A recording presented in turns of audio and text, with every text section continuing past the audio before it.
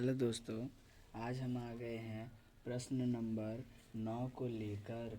ये प्रश्न आपके एक्सरसाइज 9.1 का है। जो प्रश्न कुछ इस प्रकार है। एक मीनार के पाद बिंदु से भवन के शिखर का उन्नयन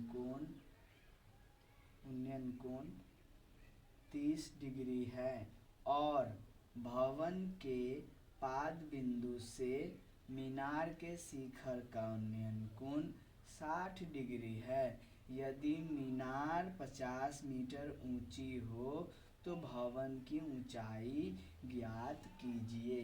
प्रश्न है कि एक मीनार है, ठीक है, एक ठो मीनार है, ठीक है ना, एक ठो मीनार है और एक ठो भवन है।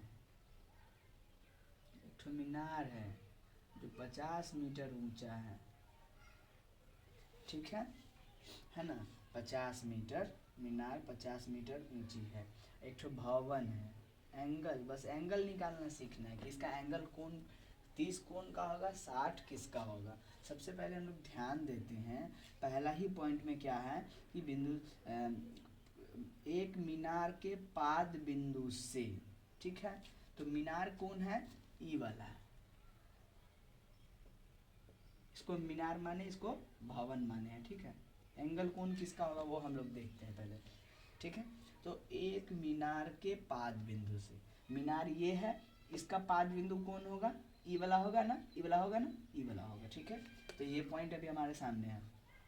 एक मीनार के पाद बिंदु से भवन के शिखर, तो मीनार का तो पाद बिंदु पता है और भवन ये है, भवन का शिखर कौन होगा, ये होगा। तो इस लाइन को मिला देंगे ऐसा करके, ठीक है।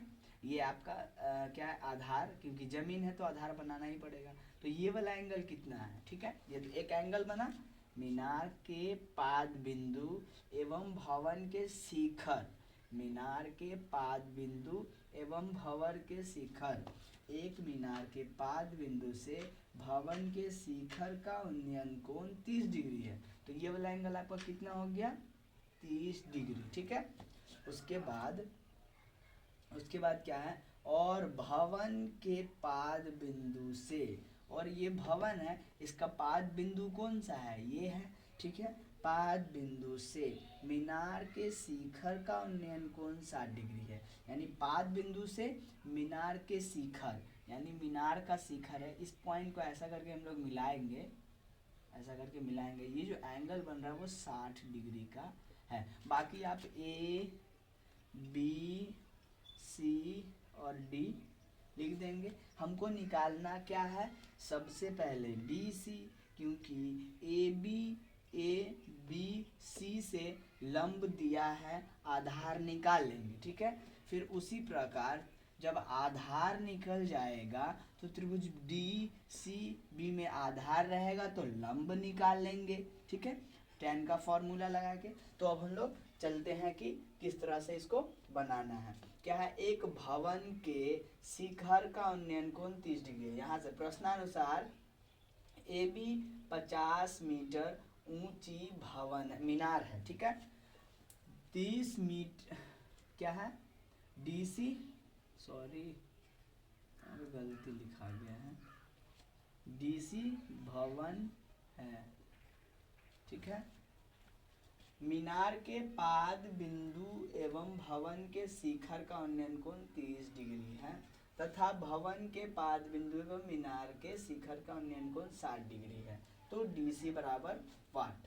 हम लोग को सबसे पहले ये प्रश्नानुसार इसको देख के लिखते हैं हम लोग, जो आपको प्रश्न से हमने फिगर बना के बताया है, ठीक है। अब क्या है, समकोण त्रिभुज ए बी सी में सबसे पहले हम लोग को समकोण त्रिभुज ए बी और सी में चलना है, क्योंकि ए बी सी में ए बी का मान दिया हुआ है तो बी सी का मान निकाल लेंगे, और जब बी सी का मान निकल जाएगा तो त्रिभुज डी सी बी में चलेंगे, जिससे आधार दिया रहेगा तो हम लोग लंब को निकाल लेंगे, ठीक है। तो हम लोग सबसे पहले त्रिभुज ए बी सी में चले तो कितना रिलेशन आपका इसका क्या बनता है, दिया हुआ है लंब निकालना है आधार, लंब अब बटे में आधार, tan का फॉर्म बन रहा है तो tan कितना डिग्री से चलेंगे, इसका एंगल 60 है तो 60 डिग्री से, लंब बटे आधार, tan 60 डिग्री के मान होता है √3, बटे में कर देंगे 1, ठीक है ना। लंब है तो लंब कितना है, AB है तो AB, आधार कौन है तो BC है तो BC, ठीक है। उसके बाद क्या है, क्रॉस गुना नहीं करेंगे, अभी मान रखेंगे, AB के मान है ना दिया 50 मीटर, तो AB के जगह पे यहाँ पर हम लिखे 50 मीटर, बाकी ज्यों का त्यों है सब चीज़, BC के जगह पे BC है। अब करेंगे क्रॉस गुना, तो BC का √3 के साथ गुना होगा तो BC √3, 1 का 50 के साथ गुना होगा तो 50, इसीलिए BC बराबर √3 BC के साथ गुना में है ना, हो गुना हुआ था ना यहाँ, तो जब गुना हुआ था तो BC बराबर क्या हो जाएगा, BC बराबर क्या हो जाएगा, ये गुना में है, इन्हें आया था भाग में, ठीक है। तो इसीलिए BC बराबर आपका 50 बटे √3, क्योंकि इधर BC के साथ √3 गुना में था, इधर आ गया था भाग में आ गया, ये हो गया आपका समीकरण 1।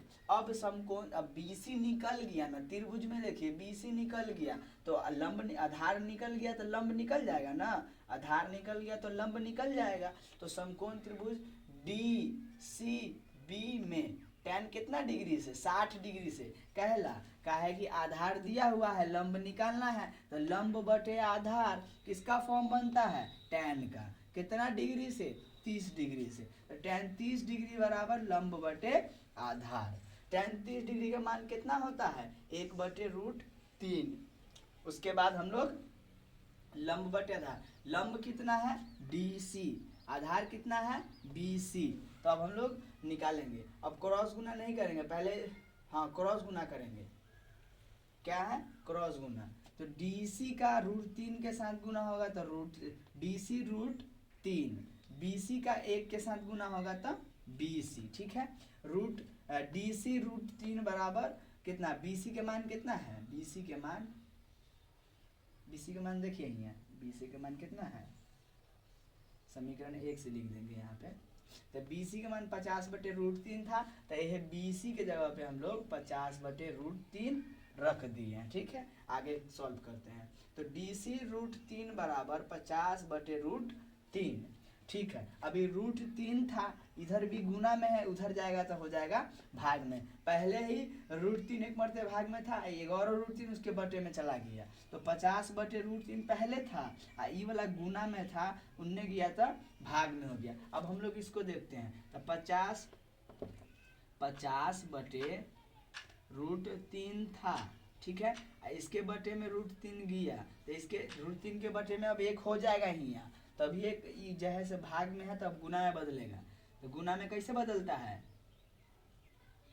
गुना में ऊपर वाला संख्या नीचे वाला संख्या ऊपर, नीचे वाला संख्या क्या चला जाता है, नीचे वाला संख्या ऊपर और ऊपर वाला संख्या नीचे, तो 3 ऊपर है ना, ये बटा के 3 ऊपर है तो ये नीचे आ जाएगा, 1 नीचे है तो ऊपर चला जाएगा, तो ये 1 ऊपर जाएगा, ये 3 √3 नीचे आएगा, ठीक है। इतना ही करना था, है ना।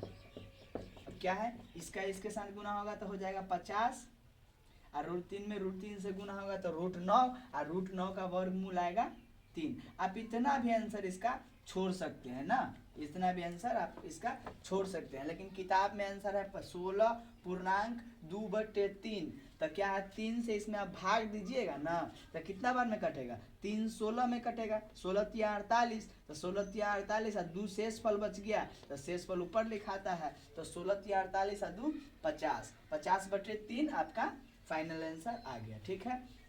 अतः भवन की ऊंचाई लिख लीजिएगा, अतः भवन की ऊंचाई BC बराबर 16.2/3 मीटर। अब हम लोग मिलते हैं अगले वीडियो में, तब तक के लिए धन्यवाद।